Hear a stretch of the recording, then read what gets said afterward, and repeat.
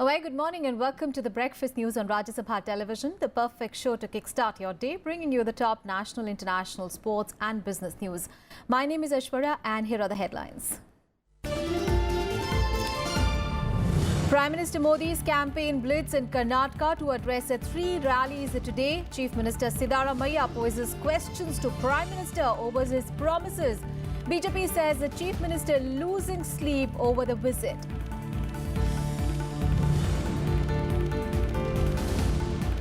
Financial assistance for minority candidates qualifying UPSC prelim increased from 50,000 rupees to 1 lakh rupees. Record 131 candidates from minority communities selected in civil services this year. 3 civilians killed as militants strike last night in Baramulla in Jammu and Kashmir. Major breakthrough for forces in Pulwama. 2 Hizbul militants gunned down. Centre considering deploying elite Black Cat commandos to help the security forces in the state. Enforcement Directorate summons P Chidambarams, wife of former Finance Minister P Chidambarams, in connection with a probe into Sarda Ponzi scam. Summons to appear at ED's Kolkata office as a witness.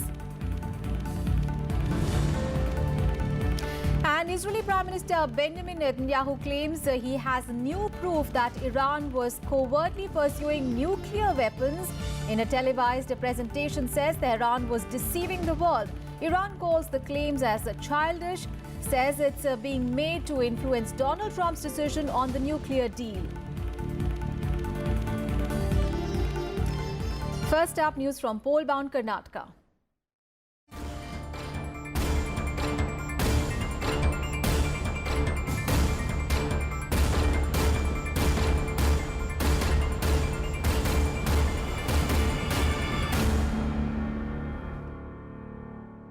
Prime Minister Narendra Modi will begin his campaign blitz in Karnataka today. The Prime Minister will address rallies in Chamarajanagar, Udupi and Belagavi.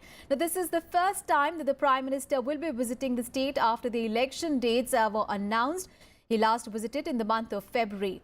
In his first meeting, the Prime Minister will cover the districts of Chamarajanagar, Mysore and Mandya, covering 22 constituencies. He will then move to Udupi, where he will visit the Krishna Math before addressing a rally here. His last rally for the day will be in Chikodi in Belagavi. The Prime Minister is likely to crisscross the state for 5 days and address 15 rallies. Remember, polling for the 224 seats of the State Assembly will be held on 12th of May and the counting of votes will take place on 15th of May. Meanwhile, a war of words has broken out between the Congress and the BJP ahead of the Prime Minister's visit to the state for campaigning. Now, in a series of tweets, Karnataka Chief Minister Siddaramaiah posed several questions to Prime Minister Modi about various promises that he had made when he came to power. And in response to it, the Karnataka BJP said that the Chief Minister was losing sleep over the Prime Minister's visit.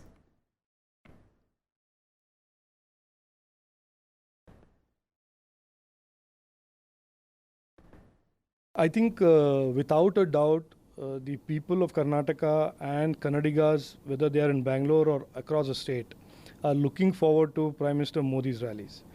Prime Minister Modi is without a doubt the most respected, most admired, most trusted political leader, not just in Karnataka but across the country. So I think it is clear to me that those last 10 days of Prime Minister Modi's presence in Karnataka will take BJP closer to its target of 125-130 seats than where it is today. A defeatist BJP and a panicked Bharatiya Janata Party is resorting to outsiders to prop up the failing campaign of Bharatiya Janata Party in Karnataka. By bringing in outsiders, they cannot match the astounding leadership of Congress Party in shape of Shri Siddaramaiah, in shape of Shri Mallikarjun Kharge, in shape of Shri D.K. Shivkumar, and in shape of hundreds of Karnataka leaders we have. For our leaders are tested and tried in terms of development. They are not tainted and painted in corruption like the Bharatiya Janata Party. All right, my colleague Rajat Kane is now joining us live from Chikmagaluru district of Karnataka. Very good morning, Rajat. So it is going to be a very interesting day because Prime Minister Modi is going to hit the campaign trail. And interestingly, he starts his campaign from southern Karnataka, where the party is comparatively weak and has traditionally finished behind the Congress and the JDS. Israeli Prime Minister Netanyahu claims he has proof that Iran still secretly pursues its nuclear program. Expect flurry of activities in all the political camps as momentum will gather from today, with Prime Minister Modi addressing 15 rallies in the next 5 years. Today itself, he'll add 3 rallies in Chamarajanagar and then moving on to the Udupi in the coastal area and then the northern area of northern region of Chikkodi. Now, it's very important to understand here that in Udupi, he'll be visiting Krishna Mutt, and for the first time from Krishna Mutt, Shiruru Mutt Swami had filed a nomination for contesting polls, but later he has withdrawn. Traditionally, Shiruru Mutt Swamiji had been supporter of the BJP, but his entry had somewhat made the contest interesting. But now his withdrawal has added to the contours.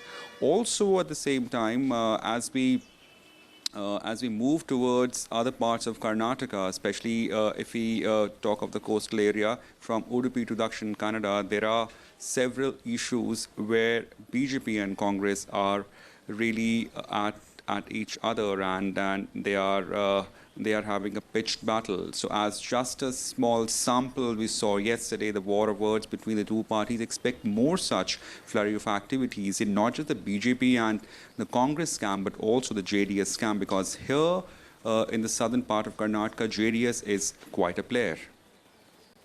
Right. Thank you so much, Rajat, for all those updates there. You keep getting us special reports also there from Chikmagaluru now that you are there after traveling to coastal Karnataka. Thank you so much for all those updates there. Meanwhile, BJP President Amit Shah has a packed schedule today. He will be addressing public meetings in Chikmagaluru and Hassan. And on Monday, he addressed a rally in Kolar. Shah alleged that Karnataka has seen no development because of Chief Minister Siddharamaia's corrupt government. Amit Shah also claimed that the BJP will form the government in Karnataka. Remember, Karnataka is going to polls on 12th of May to elect representatives to the 224 seats in the assembly, and the results will be announced on 15th. Bharatiya Janata party की सरकार कर्नाटक के अंदर बनने जा रही है।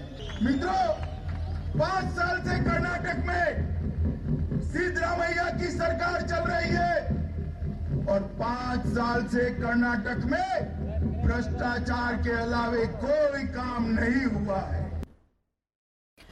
And on to our special report from Karnataka now. The fall in the prices of commercial crops like areca, nut, pepper and rubber has left the farmers of Dakshina Kannada as worried.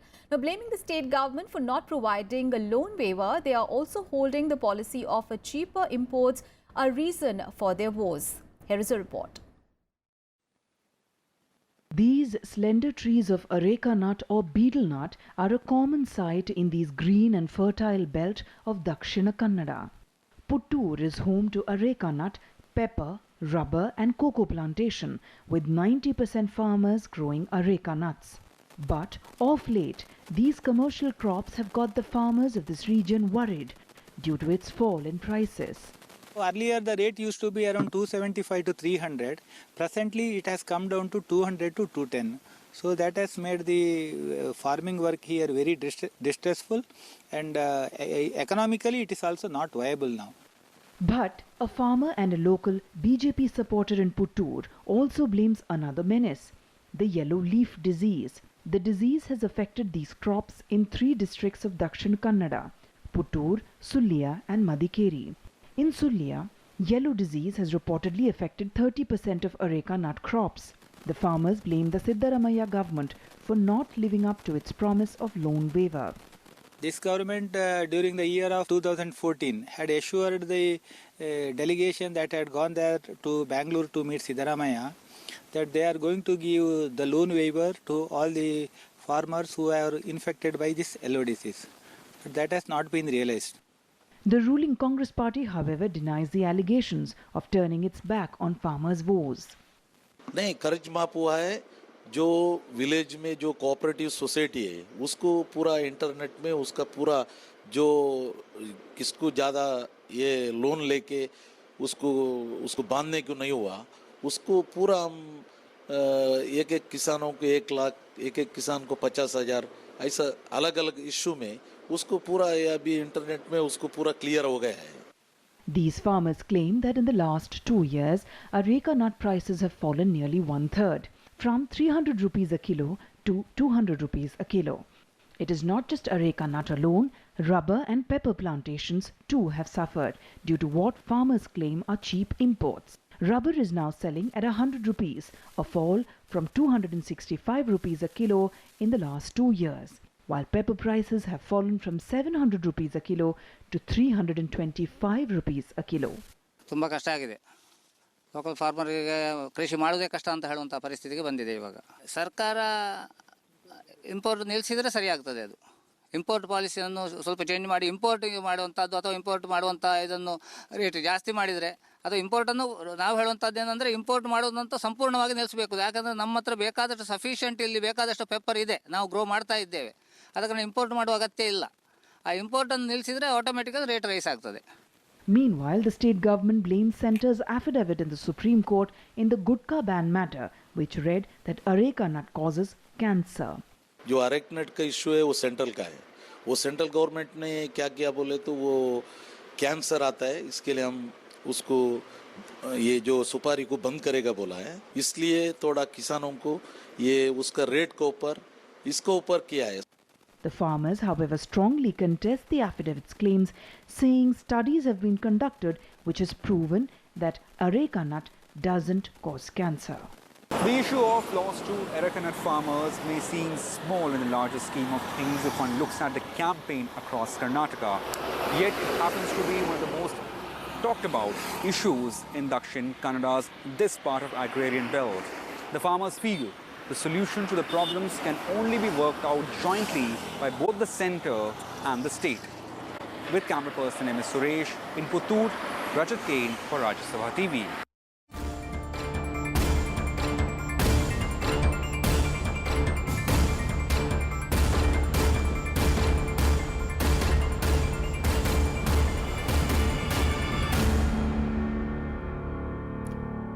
Well, that was our special segment on Karnataka election, and with that we'll take a very short break. We'll be back with more news on the other side. Stay tuned.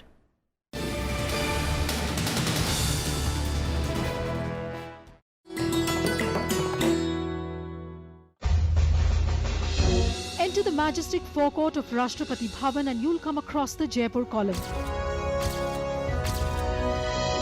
A gift to the Viceroy from Savai Madho Singh, the Maharaja of Jaipur, to commemorate the creation of the new capital. The 145-meter high column is crowned with 6 pointed crystal stars on a bronze lotus, and inside the stone shaft runs a steel tube which weighs a little more than 5 tons. The base of the column has text conceived by Lord Irwin and Sir Edwin Lutyens inscribed on it.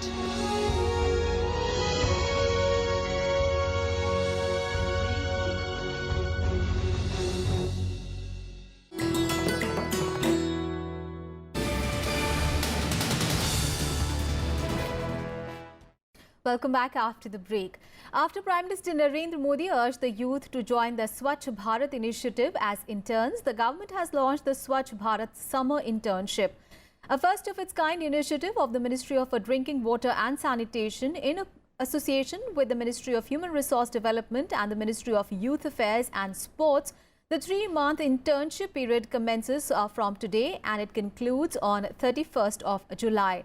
Now, the program aims to engage millions of youngsters across the country to encourage them to contribute to the Swachh Bharat mission as a mass movement.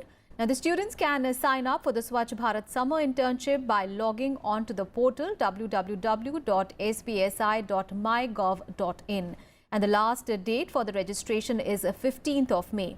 Under the internship, all the interns who complete at least 100 hours of sanitation-related work in villages would be given a Swachh Bharat certificate, and those who complete the internship with additional specified outputs would also gain 2 curriculum credits, specially allowed by the UGC. On to some other news, the Minority Affairs Minister Mukhtar Abbas Naqvi has said that a record of 131 minority candidates have cleared the UPSC Civil Services examination for 2017. Naqvi attributed the milestone to the centre's policy of development with dignity without any discrimination. Naqvi claimed that this is the first time since independence that so many people from minority communities have cleared the UPSC exams. He added that the Nai Udan and Naya Savera schemes of the Minority Affairs Ministry, the financial assistance for those qualifying the UPSC prelims, has been increased from 50,000 rupees to 1 lakh rupees. Discrimination का माहौल था उसको खत्म किया है और विश्वास के माहौल को हमने कायम करने की कोशिश की है, जिसमें हम सफलता हमें मिल रही है। इस बार हमने इससे उत्साहित होकर के, इनकरेज होकर के जो कोचिंग है, फ्री कोचिंग जो देते हैं नया सवेरा नई उड़ान के माध्यम से यूपीएससी के लिए या और भी जो परीक्षाएं हैं उनके लिए, बैंकिंग के लिए, मेडिकल के लिए, उसको हमने दुगना किया है। और साथ ही साथ हमने जो निवास और आवास की समस्या बच्चे और बच्चियों को होती थी, क्योंकि बड़े शहरों में इस तरह की कोचिंगें होती हैं, उनको भी हमने उस व्यवस्था को भी हमने करने का फैसला किया है। And the government has floated a global tender seeking applications from shipping firms as part of its efforts to revive an option of sending pilgrims for Hajj by sea. Now, according to Union Minority Affairs Minister Mukhtar Abbas Naqvi, the Secretary and the Joint Secretary from the Ministry will soon hold talks in Saudi Arabia with the officials from its shipping ministry and others on issues related to the travel of Hajj pilgrims by sea. Earlier, Saudi Arabia had given its nod to India's plan to revive the option over 2 decades after the practice was stopped. This year, a total of 128,702 pilgrims, about 40% of them women, will travel through the Hajj Committee of India. And for the first time, women Hajj assistants would be deployed to help the Indian women pilgrims and monitor the facilities provided to them. हमारी कोशिश है कि ज़्यादा से ज़्यादा हम जल्द से जल्द उस पानी के जहाज़ से हज की यात्रा को पुनः शुरू कर सकें। 1993 में आखिरी हज यात्रा पानी के जहाज़ से हुई थी। उसके बाद हमने ये प्रोसेस किया था। पिछली बार हज जो सऊदी अरब की सरकार है वो इन प्रिंसिपल पानी की जहाज़ से हज यात्रा पर सहमत हो गई थी, और इस बार जो है हमने ग्लोबल टेंडर डाला है। उसमें हमने जो है वो जारी किया है, ग्लोबल टेंडर के लिए एप्लीकेशन मांगी है तमाम शिपिंग कंपनियों से। आने वाले कुछ ही दिनों में हमारे सेक्रेटरी मिनिस्ट्री के और जॉइंट सेक्रेटरी भी सऊदी अरब जा रहे हैं, जो वहाँ की शिपिंग मिनिस्ट्री के साथ और वहाँ की सरकार के साथ शिप के माध्यम से, जहाज़ के माध्यम से, पानी के जहाज़ के माध्यम से हज यात्रा की सारी प्रक्रिया और बातचीत को आगे बढ़ाने की दिशा में बात करेंगे। Now, news from Jammu and Kashmir, where 3 civilians were gunned down by militants in North Kashmir's Baramulla district on Monday evening. According to the police, the victims were on their way to Khanpura in Old Town when some unidentified militants fired nearly 15 rounds at them. The deceased victims were identified as Asif Ahmad Sheikh, Seeb Ahmad Khan and Mohammad Asghar, all residents of Baramulla. The area was cordoned off after the incident. Meanwhile, in a big breakthrough for the security forces in Jammu and Kashmir, 2 Hizbul Mujahideen terrorists were killed in an encounter in a Drabgam village of Pulwama district on Monday. The slain terrorists included a Hizbul commander, Samir Ahmad Bhatt, alias Samir Tiger, a resident of Drabgam village who had been involved in terror activities since April 2016. Acting on an intelligence tip-off, a joint team of Army, State Police, a Special Task Force and the CRPF cordoned off the area. A gun battle ensued with the terrorists in which 2 Army personnel, including a major rank officer, were injured, and a civilian was also killed in the crossfire. इसमें 2 militant मारे गए, जिसकी पहचान हुई है Sameer tiger Drabgam का और एक आकिब खान। ये 2 इसमें मारे गए हैं। समीर बहुत सारे इंसिडेंट अभी हालांकि जो हाल में पुलवामा में हुए हैं, जैसे अभी राजपुरा में पीडीपी वर्कर गुलाम नबी पटेल उसकी हत्या में शामिल था। उसके पहले राजपुरा थाने पर जो अटैक हुए थे उस पर शामिल था। Meanwhile, Black Cat commandos of the elite counter-terror force National Security Guard are set to be deployed soon in Jammu and Kashmir. The Ministry of Home Affairs is examining a proposal to deploy a contingent of the NSG commandos in the Kashmir Valley to help the security forces in dealing with encounters and hostage-like situation. However, this is not the first time that the NSG commandos would be deployed in Jammu and Kashmir. The commandos of the elite force have been deployed in the valley in the past as well. Home Minister Rajnath Singh, during an event in Telangana, said that these commandos can play a big role in high-risk missions. On to some other news now. The Enforcement Directorate has summoned Nalini Chidambaram, the wife of former Finance Minister P Chidambaram, in connection with its money laundering probe into the Sharada Ponzi scam. Nalini Chidambaram has been summoned to appear before the Central Probe Agency on 7th of May at their Kolkata office.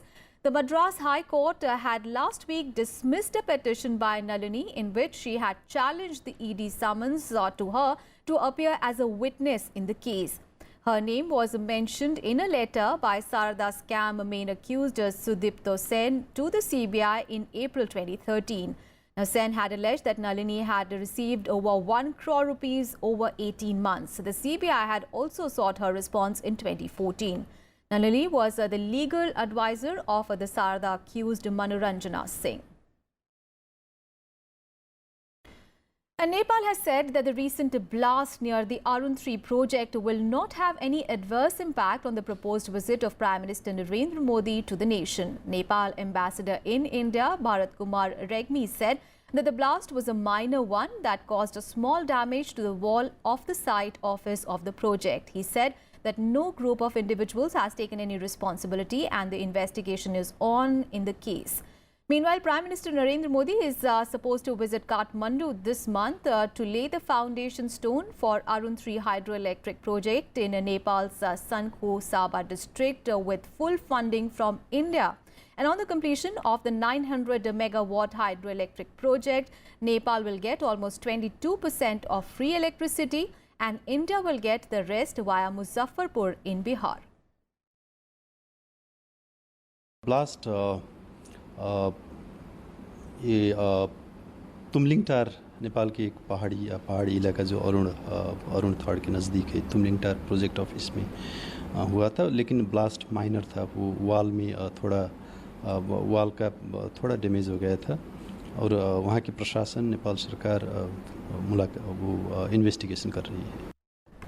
News from Sri Lanka now. The new cabinet of Sri Lanka's unity government will be sworn in today. President Maithripala Sirisena announced this yesterday, weeks after he suspended parliament in the backdrop of ongoing political turmoil in the country. The unity government of Sirisena's party, SLFP, and Prime Minister Ranil Wickremesinghe's party, UNP, was thrown into a crisis after the ruling parties lost the local council elections in the month of February to former President Mahindra Rajapaksa's new party. Thereafter, the opposition moved a no-confidence motion against Prime Minister Wickremesinghe that he survived, despite 16 members of Sirisena's SLFP party joining the opposition to vote against the Prime Minister. President Sirisena then prorogued Parliament after those legislators who voted for the no-confidence motion quit the national unity government. News from Afghanistan, where the death toll due to 2 explosions in Kabul has risen to 30, with Afghanistan confirming that at least 49 people were also wounded in Monday's explosions in the city. The first explosion happened at about 8 a.m. local time in Sharsh Darak area of the Kabul city after a suicide bomber on a motorbike detonated his explosives. And the second explosion happened at the scene of the first explosion about 20 minutes after the emergency personnel and the journalists arrived in that area. The second suicide bomber was posing as a journalist. 9 journalists who rushed to cover the aftermath of the first explosion were killed in the second blast, which is considered as the worst attack on Afghan media in modern history. Meanwhile, another suicide attack on a foreign military convoy in southern Kandahar province also killed at least 11 children. The Islamic State terrorist group claimed responsibilities for the attack. The United Nations Secretary General Antonio Guterres said that he was outraged by the series of terrorist attacks in Afghanistan. And on to our top international focus, Israel has said that Iran has been pursuing nuclear energy despite the pact signed in 2015 to curb its nuclear energy program in return for the lifting of sanctions. On Monday, Israeli Prime Minister Benjamin Netanyahu, during an address from the Israel Ministry of Defense in Tel Aviv, said that Israel has the evidence that the Islamic Republic is keeping an atomic archive at a secret compound. Now, calling it one of the greatest achievements in the history of Israeli intelligence, Netanyahu displayed what he said were files that demonstrate Iran planned to continue pursuing a nuclear weapons program despite the 2015 deal that it had brokered with the international community. Meanwhile, Iranian Foreign Minister Javad Zarif tweeted to say that the evidence was a rehash of old allegations which had already been dealt with by the United Nations nuclear watchdog. US President Donald Trump applauded the announcement and said that it shows that he was 100% right in criticizing the 2015 pact, which was agreed to by the former US President Barack Obama, Russia, China, the UK, France and Germany. A few weeks ago, in a great intelligence achievement, Israel obtained half a ton of the material inside these vaults. And here's what we got. 55,000 pages. Another 55,000 files on 183 CDs. Everything you're about to see is an exact copy of the original Iranian material. And back home, Prime Minister Narendra Modi met the medal winners of the Gold Coast Commonwealth Games at his residence on Monday. Prime Minister Modi congratulated the medal winners for bringing glory to India. He also complimented those who could not win medals but had performed well. While lauding the performances of the Indian athletes, Prime Minister Modi said that their sporting feats have raised India's stature. He also cited the example of Mary Kom, who is winning a gold medal even as an MP. He also mentioned Pulela Gopichand for mentoring badminton players after an immensely successful career as a player. He also mentioned the benefits of yoga for the sportspersons. And earlier in the day, the Commonwealth medalists also met with President Ram Nath Kovind. The president congratulated them for their performances at the Gold Coast Games. Remember, India had won 60 medals at the Commonwealth Games in Australia, including 26 golds, 20 silver and 20 bronze medals. And that's it from me and my team in this edition of Breakfast News. Thanks so much for watching. Have a great day ahead.